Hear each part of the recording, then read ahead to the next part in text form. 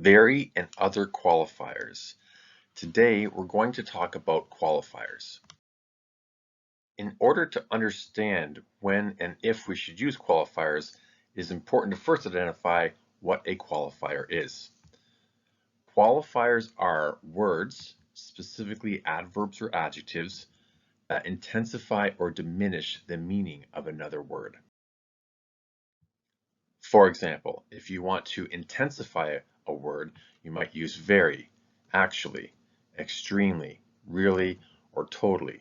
If we want to diminish the meaning of a word, we could use fairly, pretty, moderately, somewhat, or sometimes. For example, we could say that the CN Tower is very tall, and in this case that intensifies how tall the CN Tower is. Likewise, we might say that Justin Bieber is somewhat talented, and this would diminish how talented one perceives Justin Bieber to be. Now, the question is, should we use them? And the answer is no. We should avoid qualifiers wherever possible. There are several problems with using qualifiers. First, they are vague. Second, they are wordy. We often have two words where we only need one. Third, they're inarticulate because we often use simple language. And fourth, they come across as lazy because we haven't gone and done our due diligence to determine what the specific information is or determine what word would be most appropriate. For example, you might be making tea for your friends and they ask, "Is the water ready yet?" You reply by saying that the water is very hot. There are several problems with this. First, it is vague. What's very hot to you might not be very hot to your audience. Second, it's wordy. We have two words where we only need one. Third, it's inarticulate because we're using simplistic words like hot and very. And finally, it comes across as lazy because we haven't bothered to see how hot the water is or determine which word would be most appropriate to describe it. So, what can we say instead? Well, instead of very hot, we could say that it is boiling. This solves all the problems. First, it's specific. 100 degrees centigrade, the audience knows exactly how hot the water is.